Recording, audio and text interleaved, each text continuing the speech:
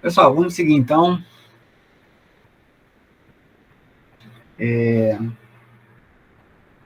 Hoje a gente vai tratar do capítulo 2 da nossa bibliografia. Quinta-feira, previsto o capítulo 3. E aí, como a gente já tinha planejado antes, quando começou, nós vamos ter introdução, capítulo 1, 2 e 3 para P1 e capítulos 4, 5 e 6 para P2. Como semana que vem eu acho que ainda é uma semana de aula normal, a gente já vai estar preparado para fazer P1 dia 14, terça-feira que vem. Ou dia 16, quinta-feira que vem. Então, eu já estou tratando agora, vocês vão pensando aí, no final eu vou perguntar novamente se é melhor a gente fazer a P1 no dia 14, terça, ou no dia 16. Se houver necessidade, a gente pode fazer a P1A no dia 14 e a P1B no dia 16. Você só teria que escolher em que dia você quer fazer. Tá? Então, vai pensando aí que no fim da aula a gente tenta fechar esse assunto.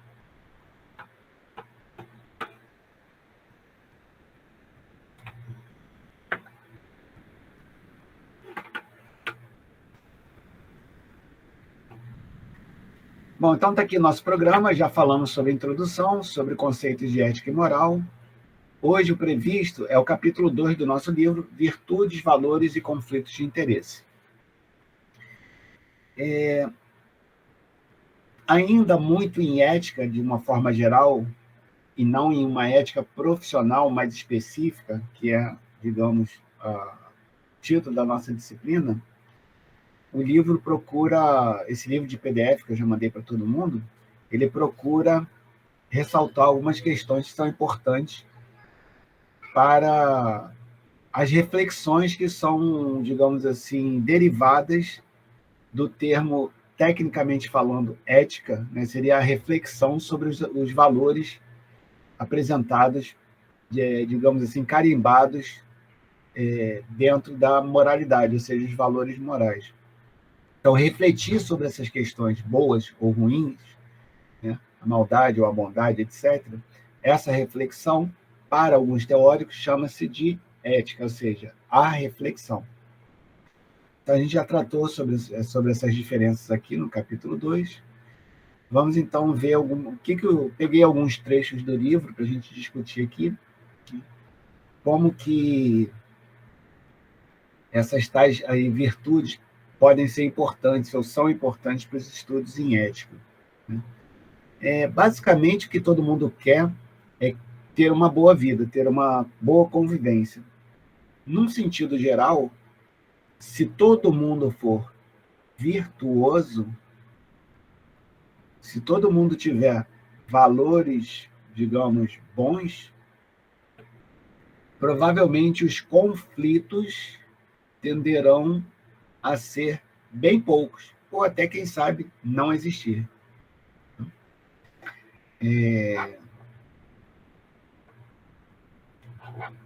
Então, essa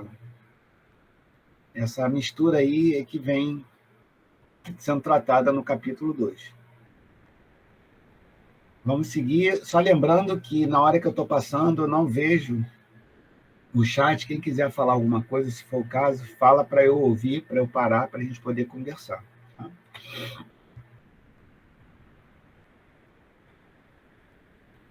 Então, virtudes, valores e conflitos de interesse. Então, de novo, eu estou seguindo algumas citações do livro.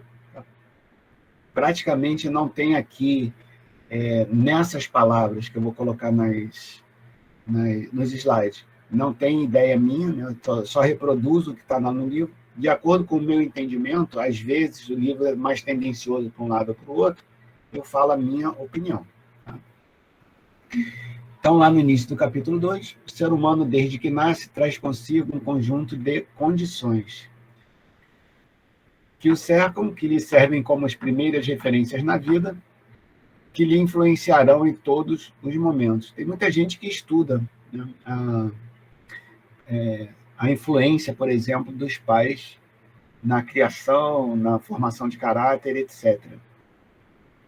Eu, por exemplo, não aqui em ética, mas em finanças pessoais, eu gosto muito de questionar, por exemplo, em alguns casos, se os pais da pessoa com a qual eu estou lidando, às vezes eu faço consultoria nessa área, qual é o grau de instrução dos pais. Porque, normalmente, quando os pais têm curso universitário, por exemplo, existe uma diferença bem interessante no comportamento da pessoa. Eu acredito que não vai dar para fazer, eu acho que é interessante deixar para janeiro. Tem um teste que eu vou passar para vocês responderem, e dependendo do número que vocês marcarem, tem algumas outras variáveis que eu costumo fazer algumas associações. Então, eu vejo o resultado de vocês dentro da própria turma, né? Essa agora, 21/2, comparado também com o banco de dados que eu tenho. Então, cada turma que entra, onde eu aplico esse teste, eu faço um banco de dados, e esse banco de dados vai tendo um jeitão dele, né? Então, algumas variáveis como idade, renda, bairro onde mora, cidade onde mora, às vezes, eles costumam dar, na média, assim, uma diferença entre algumas respostas. E observar isso é bem interessante. Então, esse pequeno teste que eu faço, ele é um teste assim, sem qualquer base científica, ele é simplesmente a gente aponta assim para um determinado experimento onde a gente vê acontecer alguns tipos de desvios nas respostas em função do que se acredita ser dessas variáveis. Então, essas condições aqui, por exemplo, os pesquisadores em ética, eles gostam muito de pegar um determinado fato, um determinado comportamento, um determinado item associado a um grupo social qualquer, família, indivíduo, etc., e entender as variáveis. Por exemplo, algumas variáveis como temperatura, né, que a gente já, como é que a temperatura ela pode ter algum tipo de influência? Então, alguns países onde a temperatura média é um pouco mais elevada, isso sugere algum determinado tipo de comportamento ético bem diferente dos países cujas temperaturas médias são menores.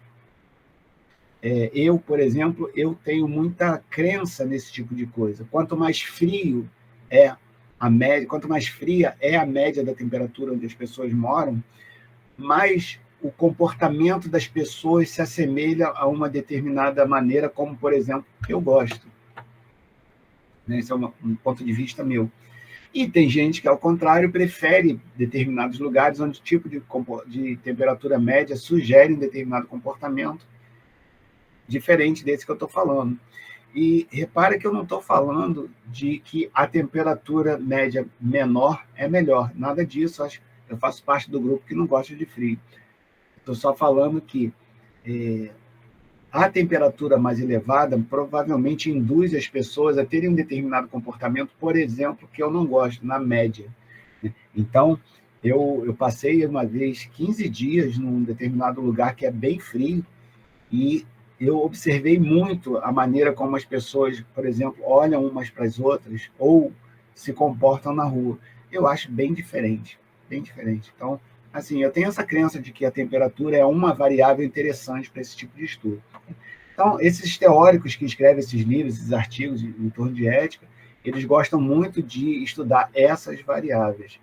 E aí, nesse caso, as pessoas que já estudam o ser humano desde o seu nascimento, né, eles gostam de fazer determinadas inferências, por exemplo. Já que a pessoa vai nascer no país tal, ou na latitude tal, ou na longitude tal, sei lá, ou fala determinada língua, né, ou tem determinada religião, elas já estão mais ou menos predispostas a, na média, se comportarem de uma determinada maneira. Eu acho isso aí bem interessante. Tem alguns testes de estatística, né, que eles avaliam a correlação positiva, negativa, forte ou fraca. Ela vai de -1 até +1. Então, quando você faz um determinado levantamento estatístico e dá uma correlação, por exemplo, 0,98, que é extremamente alta, né, porque o máximo é 1, então você pode fazer determinadas inferências, né? Provavelmente, aquele tipo de comportamento ocorre na maioria das vezes naquele universo pesquisado, né? Naquele universo de onde eu tirei determinada amostra. Então, quando a gente entra para o mundo da pesquisa, no meu caso, é o caso da maioria dos professores universitários, esse tipo de investigação é muito interessante. Eu gosto muito dessa investigação em finanças pessoais, mas ela, óbvio, ela acontece em qualquer tipo de conhecimento, como é o caso aí da ética profissional ou da ética em si. Então, essa correlação, por exemplo, de que eu falei agora, eu não fiz ainda nesses testes simples que eu passei, mas eu pretendo pegar alguma experiência nesse tipo de coleta e análise de dados para poder fazer algumas pesquisas um pouco mais complexas, utilizando aí os alunos para fazer essa coleta e análise de dados, aqueles que quiserem, obviamente. Então, está aí, desde que se nasce, as pessoas estão de olho na gente, né? Os teóricos, os acadêmicos, os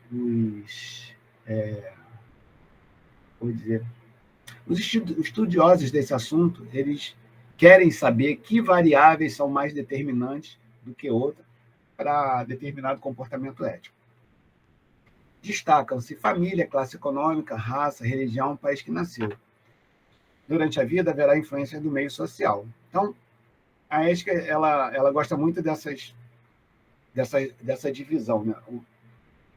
O que vem conosco, que independe de onde a gente está, e o que vem conosco, que foi adquirido em função da nossa vida, né? Então, durante a vida, nós vamos tendo determinadas características que nós, digamos, associamos em função da observação de outras pessoas com as quais a gente convive. Eu, por exemplo, acho que eu já disse aqui, eu tenho uma pequena parte da minha vida que eu fui militar, durante aí uns 8 anos, mais ou menos, servi no Exército, servi no Corpo de Bombeiros. E são traços que eu tenho no meu comportamento, no jeito de eu pensar, de encarar a vida, que eu trago até hoje. Se eu não tivesse participado dessas forças militares, provavelmente eu não teria esse tipo de coisa.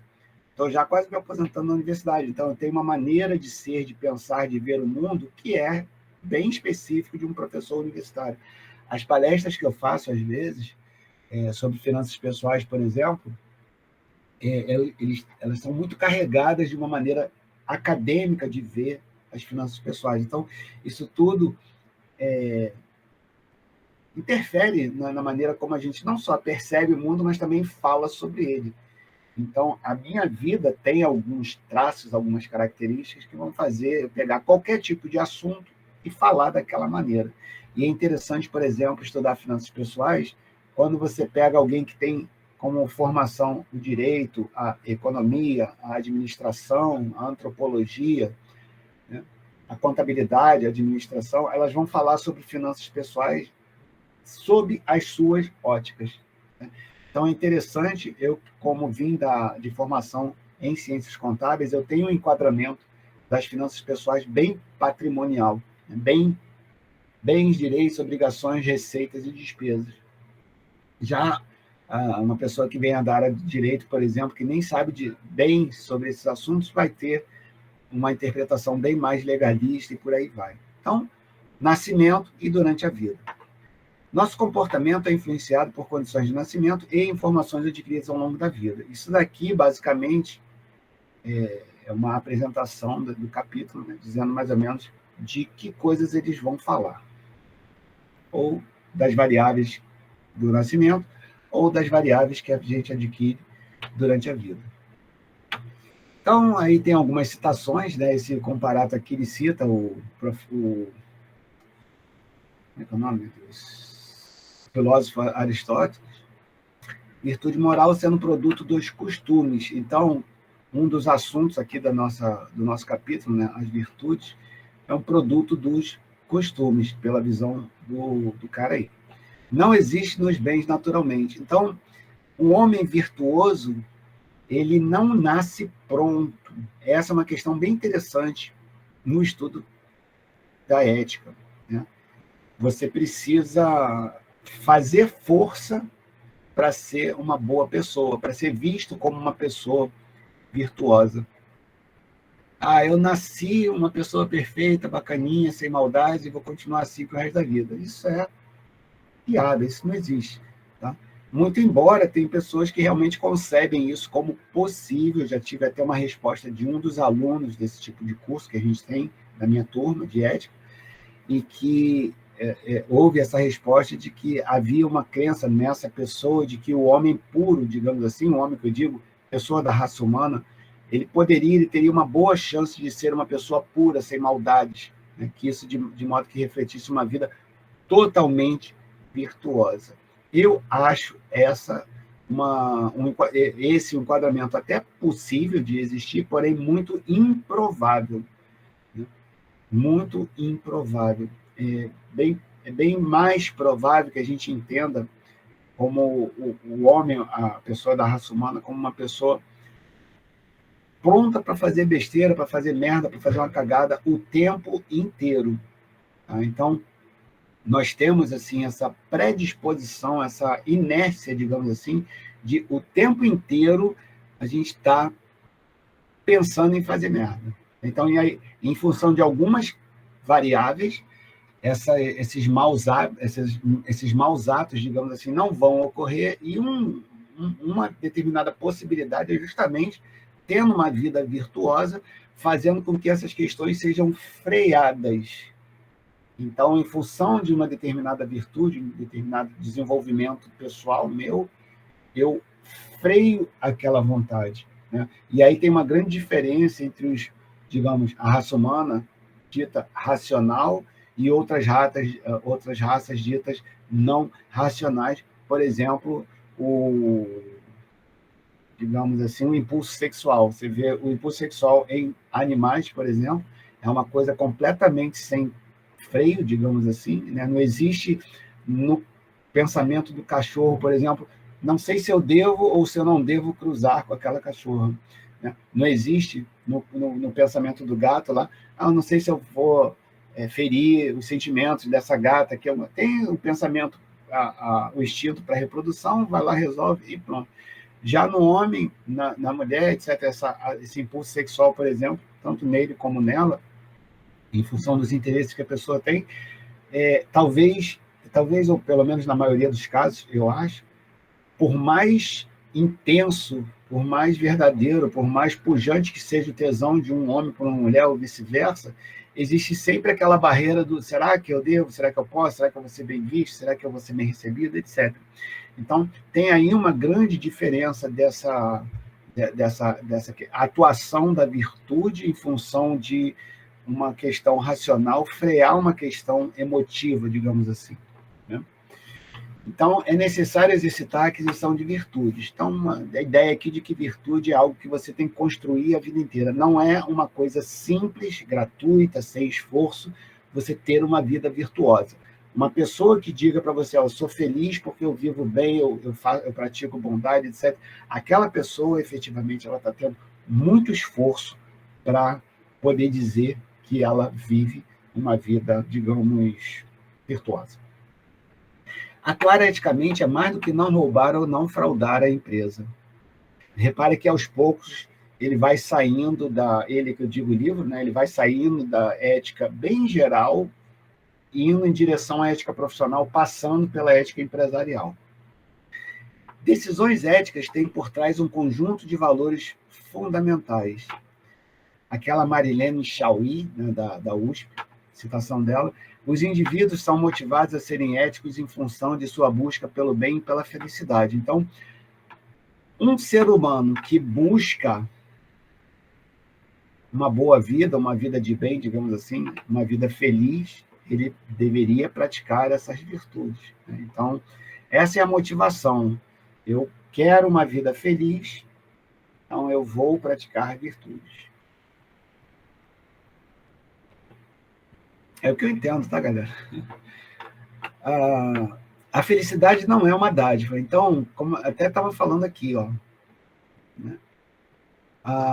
Essa vida virtuosa, ela exige empenho, dedicação, é difícil. Ela não é uma coisa gratuita ou dádiva, né? Dádiva vem de dom, de, de oferta, né? De presente. Gift, em inglês, que é presente, ele vem do verbo to give, né? Que é dar. Uma dádiva é algo que você, se estiver do outro lado, né? Algo que você recebe por doação, por alguém que está dando algo para você, né? Uma oferta. Então, isso não vem assim. E eu acho aqui uma coisa interessante, porque, pelo menos no meu caso, por isso que eu acho que é interessante, eu, no lugar de vocês, eu toparia, quando o professor falasse assim, que estivesse na minha situação, por exemplo, com 30 anos na frente de vocês, cara, aproveita para perguntar, porque você vai ter aqui uma pessoa com 30 anos a mais do que vocês, na média, né? E que eu já fiz muita merda na minha vida. Né? Então é uma oportunidade interessante. Pô, cara, como é que você saiu dessa situação ou daquela? Né? Eu acho que aqui é um espaço que a gente teria para discutir esse tipo de coisa. Então, eu, lá atrás, não exatamente com a idade de vocês, mas mais cedo ainda, né? mais aí lá para 8, 9, 10, 15 anos, eu realmente achava que isso era verdade, né? Que, assim, o simples fato de você se comportar bem, nem aquele papo de Papai Noel ou de Coelhinho da Páscoa, né? Você se comporta bem, então você vai ter uma vida bacaninha. Isso realmente estava na minha cabeça. E aí, de tanto tomar no rabo, de tanto ter problemas, é, principalmente quando eu entrei no Exército, ainda hoje eu falei sobre isso aqui com a menina que trabalha aqui em casa, o Exército deu um sacode na minha vida, muito interessante, quer dizer, ele realmente, assim, é um ambiente muito adverso, né? É esporro toda hora, é pagar flexão o tempo inteiro, é tudo muito rígido, é tudo muito sim senhor, não senhor, é aquela coisa, não. Então a pessoa realmente se enquadra ali, uma coisa, então, e aí você, depois que você fica mais enquadrado, você vê que você começa a fazer as coisas com uma certa facilidade, mas porque você já tomou muita porrada, digamos assim. De uma certa forma, é isso que acontece, o que aconteceu na minha vida, né? Então, alguns experimentos que eu fui fazendo, eu fui mais ou menos entendendo como é que o mundo funciona. É assim que acontece com todo mundo, por isso que é muito interessante a gente ter um contato bacana assim com pessoas mais velhas, né? Então, casamento, emprego, uso do dinheiro, questões morais, questões religiosas, é sempre muito interessante a gente ter alguém com quem conversar, algum familiar, algum amigo e tudo mais. Bom, então isso era o que estava na minha cabeça, né? As coisas vão cair do céu. Eu realmente pensava assim, né? E isso é uma bobagem muito grande. Isso marca de uma certa forma, um amadurecimento, digamos assim. Outro dia eu estava participando de um evento onde eu estava entrevistando uma psicóloga, e aí falei para ela sobre algumas práticas que eu tinha que me levavam a gastar muito dinheiro, por exemplo, com caneta. Eu sou uma pessoa apaixonada por caneta, e eu tenho uma coleção razoavelmente grande de canetas. Eu tinha uma compulsão muito grande, havia uma caneta bacaninha, eu queria comprar e tal, eu já parei com isso, obviamente. E aí eu estava falando isso para ela, que eu tinha um passado ruim, digamos assim, nesse sentido. E aí eu estava falando desse meu problema, digamos assim, e ela falou: não, você não tem problema. Veja bem, você passou por essa questão e saiu de lá. Então é muito normal que as pessoas tenham esse problema. O que talvez não é tão normal assim é que a pessoa aprenda com isso e saia, como você está reportando. Né? Como eu falei, eu não tenho mais esse impulso de o tempo inteiro ficar comprando caneta, etc. Isso já passou. E ela fala que essa evolução, digamos assim, que essa solução dessa questão, ela, aos olhos dela, dessa pessoa, uma psicóloga, isso é visto como um amadurecimento. Então, achar que isso daqui existe, essa questão da dádiva, é uma falta de maturidade. Então, de acordo com essas teorias aí, tá? Esse amadurecimento, um dos indicadores é que a gente percebe que a vida não é tão doce assim. Quem tiver curiosidade, vou botar aqui, quem tiver curiosidade, pode ser que algum de vocês tenha, né? um conjunto de música aí, Supertramp, da minha época, quando eu tinha, sei lá, 18 anos, eu ouvia muito Supertramp. Opa, faltou o P. Supertramp. Provavelmente... Uai, por que o meu P não está aparecendo? Supertramp. Agora foi. Supertramp. Os pais de vocês provavelmente conhecem esse conjunto. Alguns de vocês é possível que conheçam. Tem essa música aqui, ó, The Logical Song. Se tiverem curiosidade de escutar, ele normalmente nessa parte aqui da aula lembra dessa música. Essa música trata muito dessa questão ele descreve esse amadurecimento da pessoa. É uma música assim muito agradável de ser ouvida, mas tem uma letra fortíssima. E aí ele mostra muito esse desencantamento que a pessoa tem de ficar olhando os pássaros cantando nas árvores, aquela coisa toda. Eu achei que era isso, não sei o quê. Daí, de repente, veio a vida e me encheu de porrada, aquela coisa toda. Mas uma música bacana, muito bem feita, muito melódica e tudo mais. É uma boa oportunidade para você entender a visão do Supertramp em relação a essa questão aqui. Tá? Então, compreender que essas coisas não vêm do céu já está sendo realmente um amadurecimento. E, obviamente, já que você percebe que as coisas não são assim, você começa a se preparar, e é por isso que isso acaba acontecendo com todas as pessoas, ou com a maioria delas. A gente vai ficando, como se diz aí, né, casca grossa, a gente vai aprendendo a viver. Né? E aí, em função desses pequenos experimentos, digamos assim, e dessa percepção de que a vida não é esse mar de rosas que a gente entende como quando criança. Eu tenho um filho de 1 ano e meio, e para mim é vai ser uma experiência interessante explicar para ele que essa vida que ele, por enquanto, vê, né, de coisas maravilhosas, assistir televisão a hora que quer, carinho o tempo inteiro, não sei o quê, de uma hora para outra vai mudar. Então, essa transição ela é muito importante e marca realmente uns pontos aí de amadurecimento na nossa vida, não só na nossa vida de um modo geral, mas também dentro desse contexto de ética profissional. Né?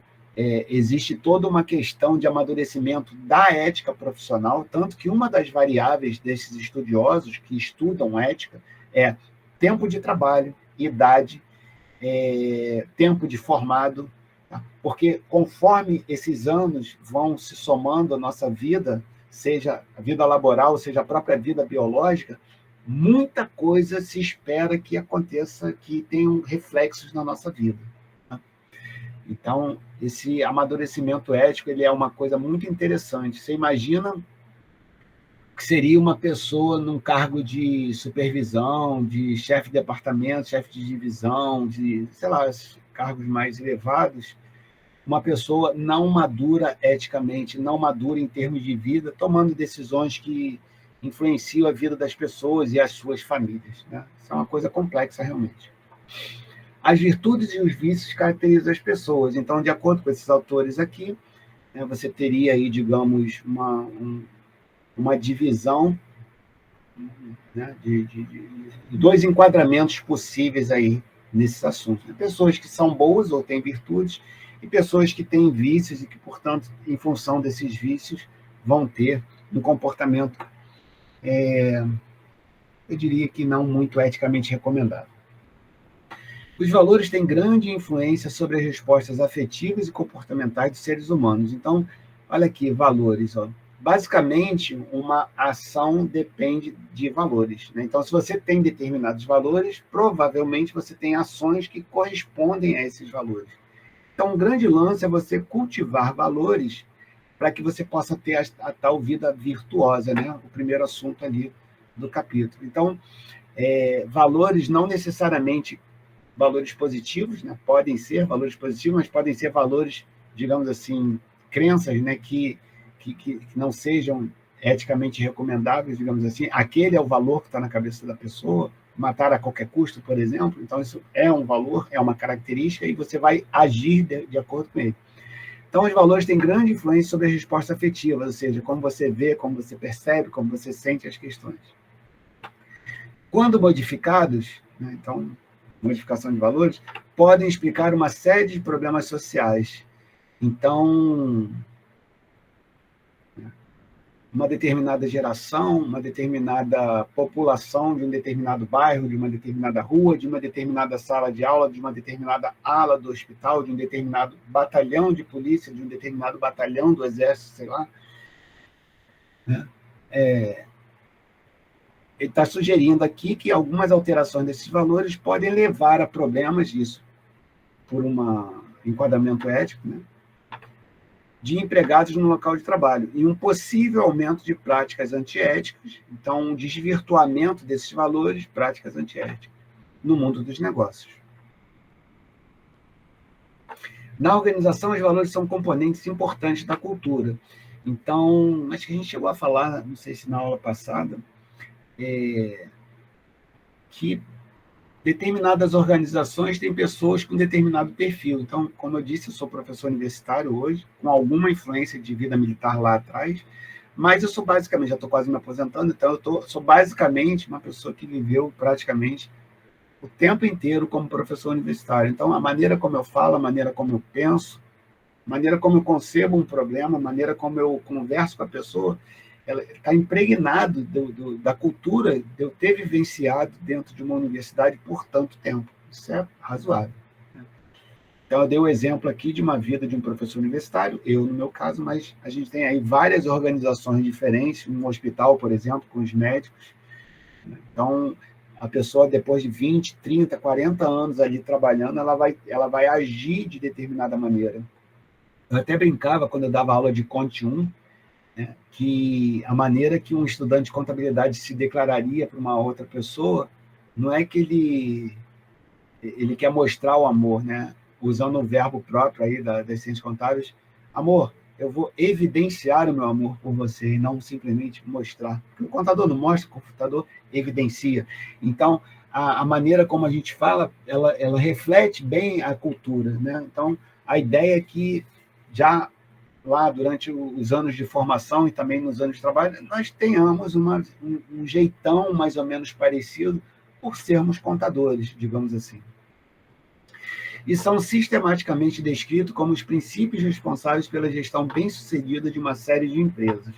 Então, pelo olhar da ética, né, uma gestão bem-sucedida de uma série de empresas ou dessas organizações, elas dependem basicamente desse tipo de cultura. Agir eticamente não implica apenas numa harmonia entre razão e emoção. Exige do agente a virtude. Então, não seria, está querendo dizer aqui que não é fazer por fazer, mas sim fazer porque você vê que aquilo faz sentido, né? Que você entenda aquilo como virtude, que foi o primeiro assunto. Ou seja, uma vontade moralmente boa. Faço porque eu quero, não simplesmente porque eu quero ser visto como uma pessoa boa, eu quero efetivamente ser uma pessoa boa. Não é suficiente apenas compreender o que é justo ou injusto, então compreensão ou conhecimento, né? Mas a sua ação, ou seja, a gente tem aqui, falo isso muito lá em Finanças Pessoais, conhecimento, habilidade e atitude. A gente não precisa só ter o conhecimento, a gente tem que saber fazer e tem que fazer sempre, são habilidades e atitudes. Os valores não podem ser aprendidos unicamente pelo raciocínio, mas também da sensibilidade emocional do agente. O juízo ético não é feito somente de razão, mas também de indignação e vergonha, de ternura e compaixão. Eu queria citar aqui uma questão, quando a gente fala sobre o juízo ético,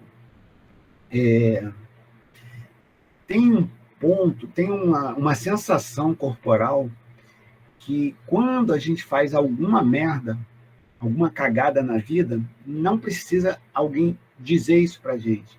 Basicamente, a gente sente isso. E, de repente, uma outra pessoa que tem feito a mesma coisa não sente aquilo. Então, uma determinada ação em duas pessoas diferentes, uma sente ou não, a outra não, essa vergonha, esse sentimento de angústia, isso quer dizer que os valores de uma determinada pessoa mais sensíveis foram feridos em função deles, esses valores. Então, o que aqui está sendo dito como vergonha também é muito conhecido, né, essa angústia que você sente. Tem uma dorzinha que fica bem aqui, ó, bem assim no peito, que a gente sente, porra, fiz merda, não deveria ter feito isso. Então, aquilo é o sinal de que a gente passou, a gente cruzou uma determinada referência de moral, digamos assim, e aquilo nos afetou. E isso é uma reação fisiológica de uma determinada ação, né, que possa ter ocorrido em nós em função dessa coisa que nós tenhamos feito ou deixado de fazer. Então, esse juízo ético está muito nesse sentido. A pessoa virtuosa não só tem disposição para fazer a coisa certa, mas também de desfrutar fazendo a coisa certa. Né? Não vou fazer só porque é bacaninha, vou fazer porque eu me sinto bem com aquilo. Né? Eu acho que a minha vida deveria ser pautada nesses termos. Então, eu realmente vou fazer aquilo porque eu penso que isso é o correto, e não simplesmente que as pessoas acham que assim o é. Em geral, nas pessoas virtuosas, as emoções estão alinhadas com a razão. Então, a pessoa, de uma certa forma, tanto faz daquela maneira que aquilo acaba sendo algo, digamos, sem pensar. E aí, indo para a última parte, os conflitos de interesse, lembrando aqui que isso também lá atrás, não era exatamente na idade de 10, 11 anos, mas já um pouco mais perto dos 20 e poucos anos, eu realmente acreditava que conflitos eram coisas que não... Ou seja, era possível viver sem conflitos. Hoje em dia, por exemplo, essa é uma ideia completamente sem propósito, completamente impraticável, digamos assim. Então, o grande lance é que você, sabendo que conflitos existem, como você se prepara para eles, como você se comporta no meio deles. Né? Então, vamos ver aí o que ele fala sobre esses conflitos.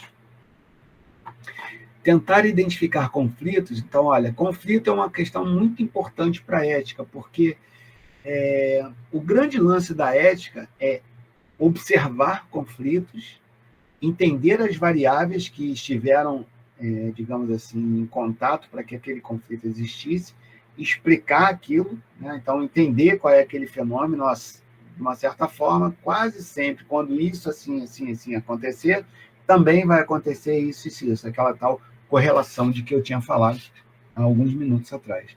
Tá? Então, essa identificação e prevenção de conflitos, eu diria que assim, quem ganha dinheiro prestando consultoria em ética, é isso aí que a pessoa tenta entregar para a empresa.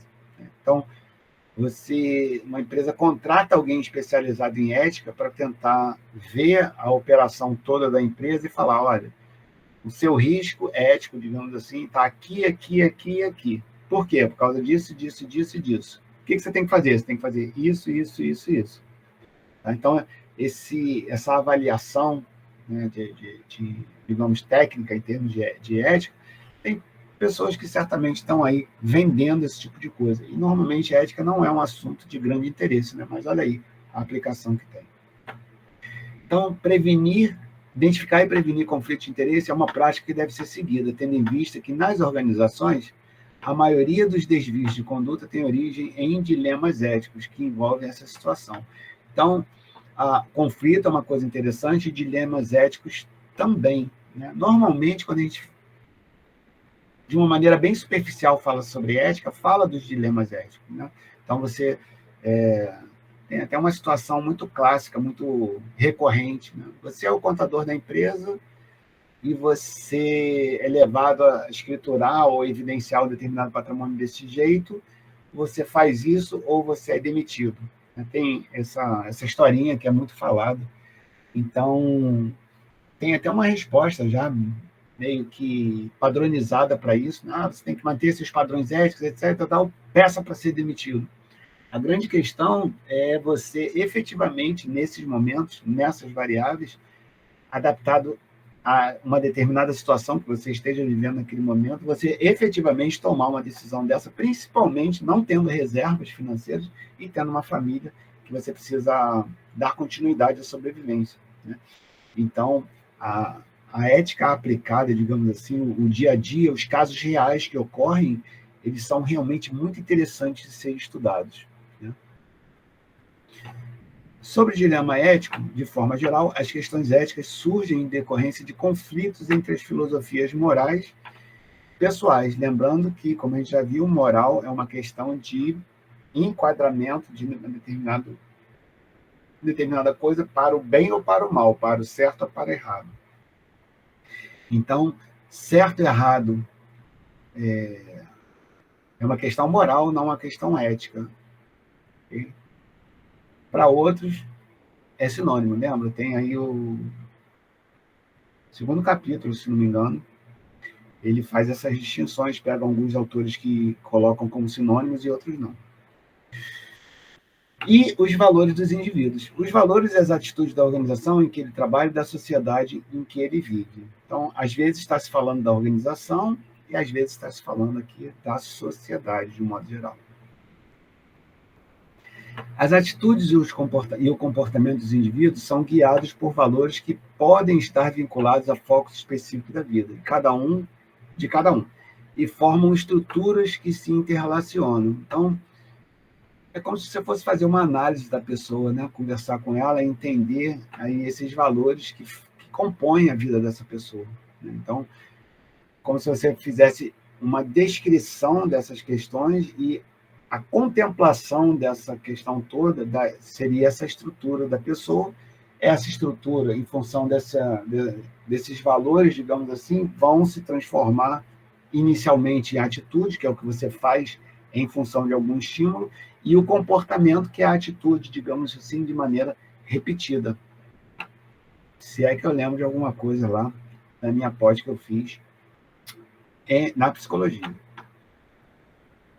Há falta de consenso sobre a natureza de valores. Então, quando a gente fala de falta de consenso, é algo muito comum quando a gente está estudando algo de maneira científica.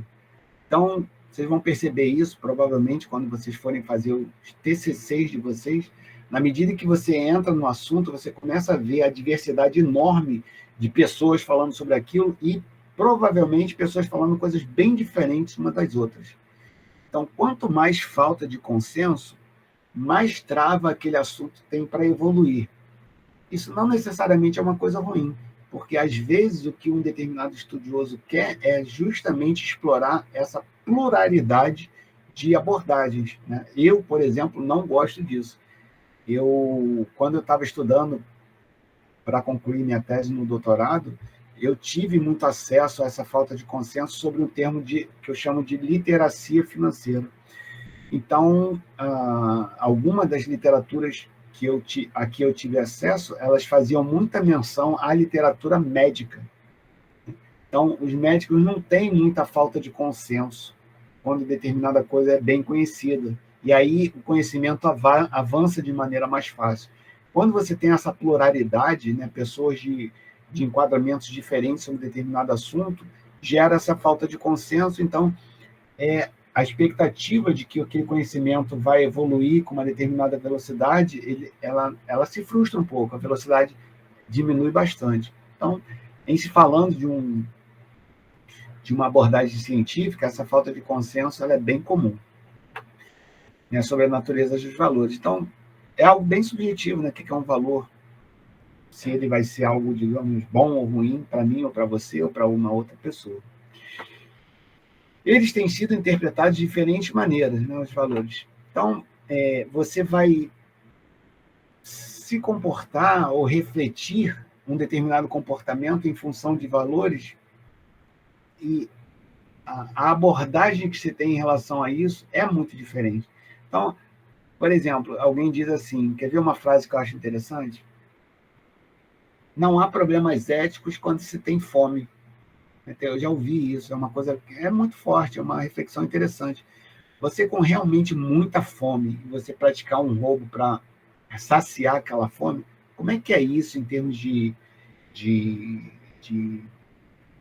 enquadramento para a gente estudar a ética, né? Então, quando você está falando de uma determinada necessidade, uma determinada ação ou falta de ação que você possa ter feito ou deixar de fazer em função de uma necessidade, é algo bem interessante. Tem alguns vídeos bacanas sobre isso. tipo de personalidade, motivação. Motivação também é uma coisa interessante, né? Eu tive agora, quarta-feira, se não me engano, passada, um treinamento. Quarta, não, quinta-feira. E a palestra foi muito em cima de motivação, bem interessante. Ele chamou também de propósito. Você identificar determinados propósitos na sua vida e ter ações em função desses propósitos é uma coisa muito interessante. Objetivos, utilidades, atitudes e interesses. Então, são algumas variáveis, digamos assim, em função desses valores aqui, eles vão ter uma cor diferente, né? Uma entonação diferente.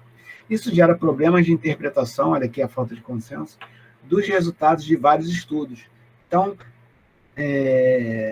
bem-vindo a, digamos assim, a essa maneira de adquirir conhecimento chamado metodologia científica, né? Então, onde há falta de consenso, a interpretação de resultados ela vai ser muito complexa. Isso também pode até considerar, por exemplo, a linha de pesquisa, o mainstream do pesquisador, né? Porque às vezes ele está mais voltado para um determinado enquadramento de um determinado assunto, e aí você vê um outro enquadramento sobre o mesmo assunto, falando, cara, esse cara está falando muita besteira, como se os pressupostos desse outro cientista praticamente nem existissem, né? E isso aqui vice-versa também. Como é que esse cara aqui pode pensar dessa maneira? Então, eu, como professor universitário, dentro dos assuntos que eu gosto de estudar, eu acho essa questão interessante de ser observado. Isso ajuda a abrir um pouco a minha mente para entender que a gente pode olhar para um determinado objeto de estudo de outra maneira. Isso torna aquela exploração daquele assunto mais interessante, mas isso realmente atrapalha o desenvolvimento daquele conhecimento. Então, problemas aí no resultado de vários estudos, ocasionando um grande interesse sobre a forma como os valores são conceituados. Então, de novo, a falta de consenso, resultados assim, meio estranhos, digamos assim, né? Então, para que o conhecimento se desenvolva, é bem importante ter conceitos, digamos assim, sólidos, né? Imutáveis e tudo mais. E quando você tem falta de consenso, fica difícil de ter tais conceitos, né? Você tem ideia, por exemplo, falo muito sobre endividamento, foi um assunto que eu comecei agora em finanças pessoais, né? Pessoas, educadores financeiros que falam sobre dívida, por exemplo, divergem quanto à definição de endividamento. Fulano está endividado. Então, para alguns, estar endividado é simplesmente não, é estar endividado e não quitar as dívidas. Passou a ficar endividado, digamos. Para quem tem essa abordagem mais patrimonial, como é o meu caso, como deve ser o caso da maioria dos contadores, qualquer dívida que você faz, está endividado. R$10, você está endividado. Então, é interessante a gente ter esses conceitos bem estruturados, né, para que a gente possa avançar no conhecimento. Por isso que a gente tem a parte da monografia, revisão de literatura, para que a gente possa, digamos assim, colocar uma base sobre a qual a gente vai construir algum conhecimento. Esses conceitos precisam estar lá bem definidos. Definidos, medidos nas suas pesquisas organizacionais.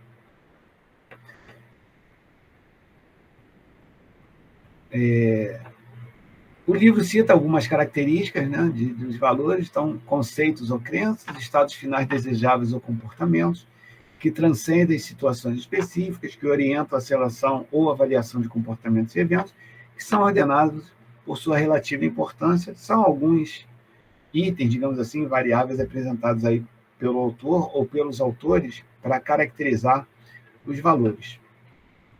Em quase todos os aspectos da vida, as pessoas têm opiniões diferentes sobre a tomada de decisão ética. Então, isso aqui é bem interessante, por isso até que é bom a gente ter um código de ética dentro da empresa, para que sejam diminuídas as percepções diferentes sobre um determinado enquadramento.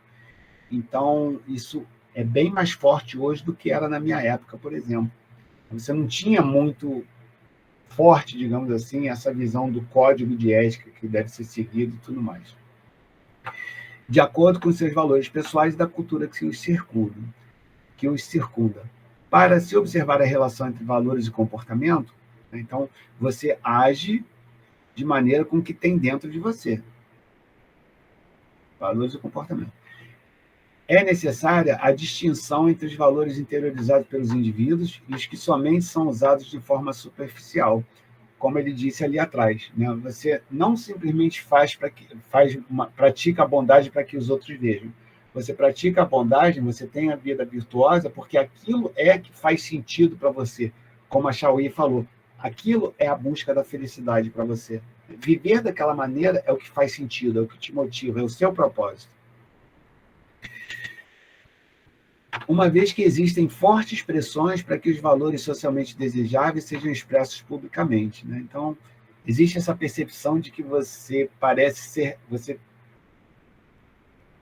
precisa mostrar, além de você ser efetivamente bom, você precisa mostrar que é bom.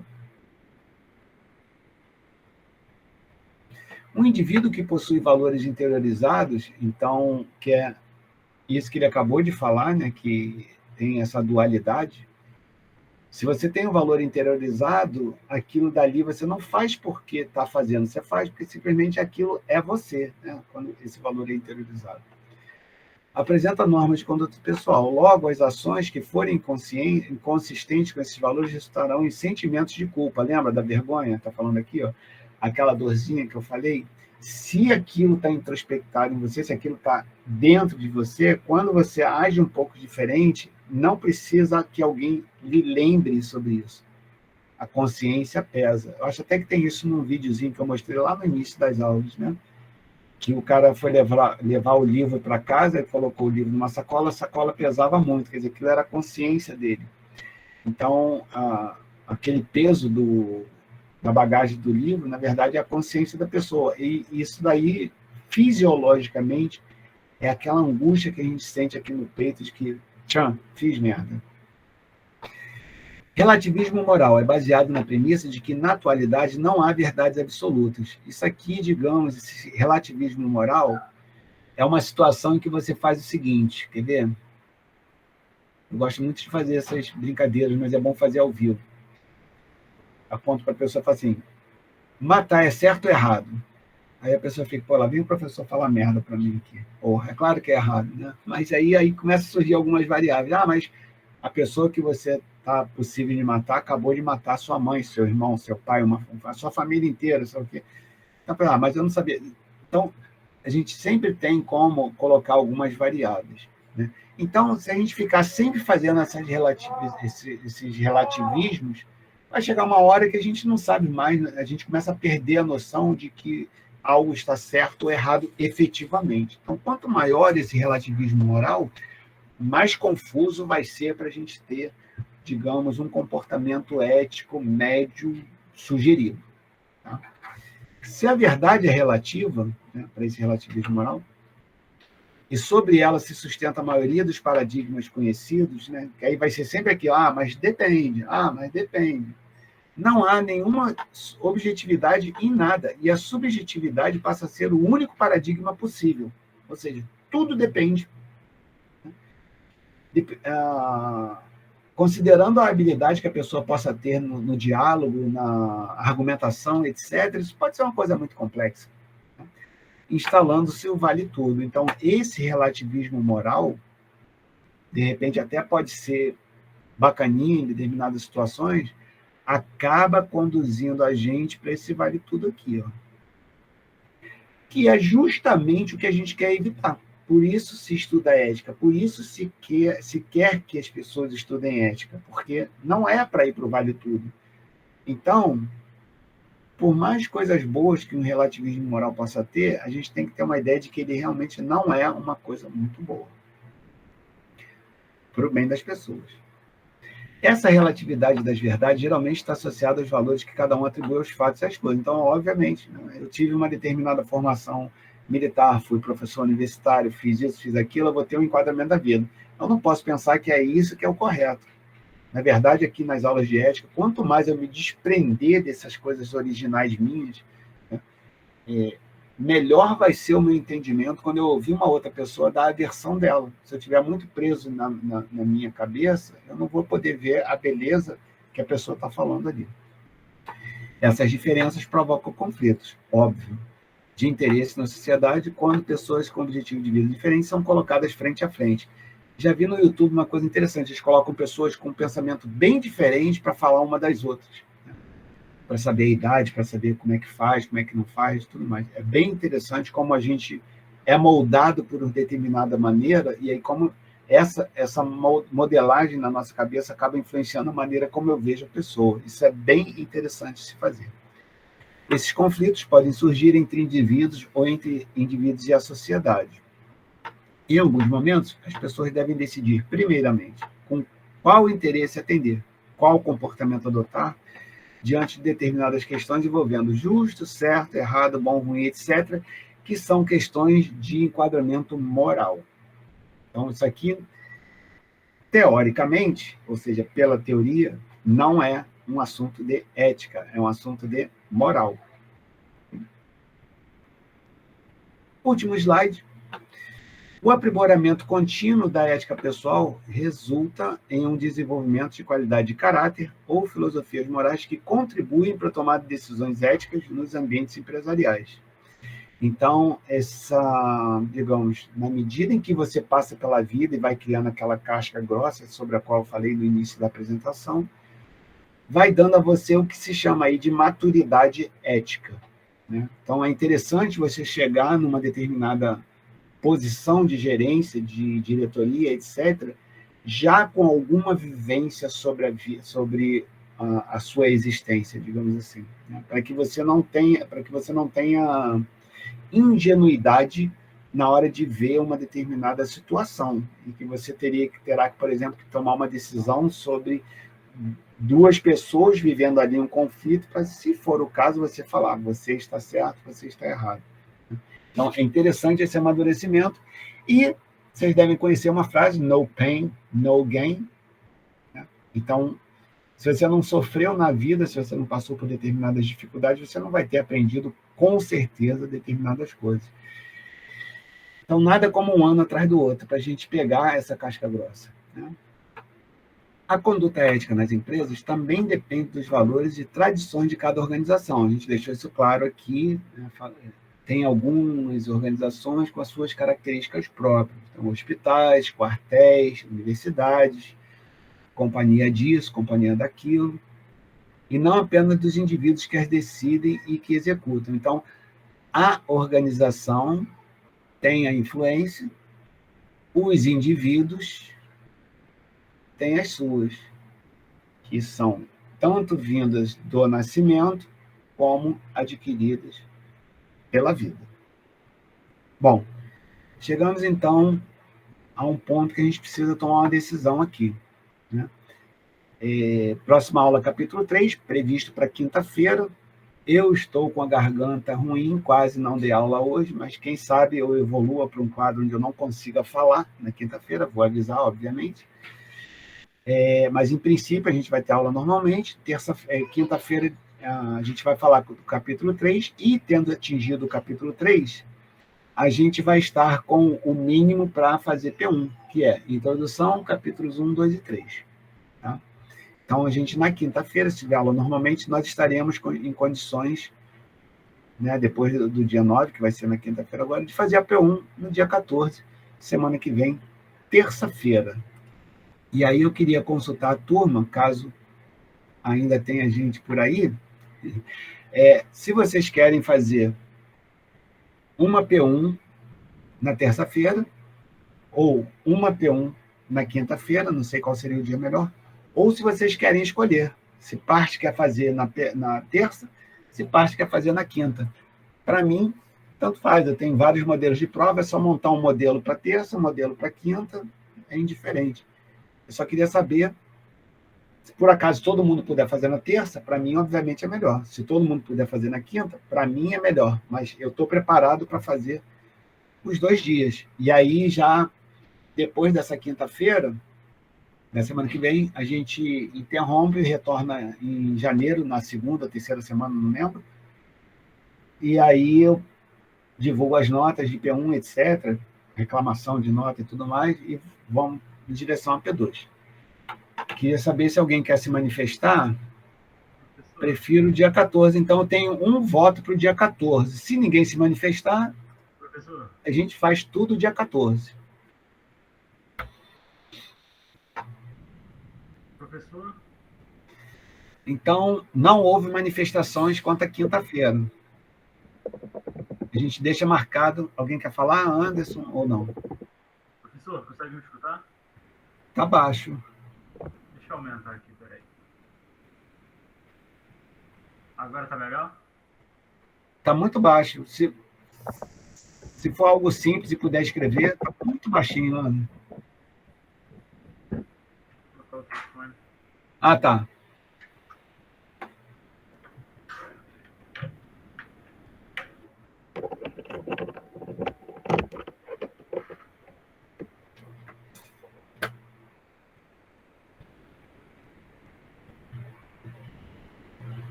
Professor, consegue me escutar?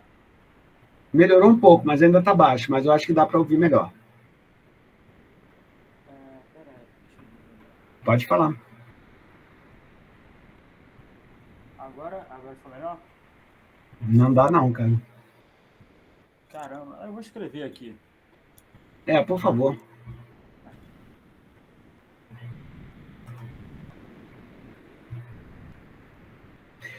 Bom, não tendo manifestação, então... prefere quinta. Então, beleza. Para mim é indiferente, tá?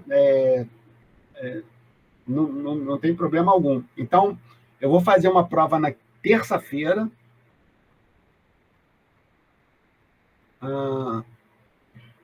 Anderson, como está difícil do microfone, se você puder colocar no e-mail, tá?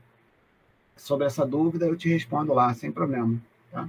Pode fazer atrasado, não tem problema. Só quem entregou na data, por exemplo, tem um diferencialzinho de pontuação, mas eu prefiro que você faça, tá? Mesmo atrasado. Não estou usando plataforma, só que o videoconferência pelo Meet e comunicação por e-mail. Sim, a prova é por e-mail. Eu mando um arquivo em Word, aí você recebe aquela prova, coloca as respostas, salva com o seu nome, né, no arquivo e manda de volta para mim. Normalmente tem bastante tempo, eu libero a prova tipo de manhã, início da tarde, com prazo para entregar até esse horário, assim, mais ou menos. Então tem bastante tempo.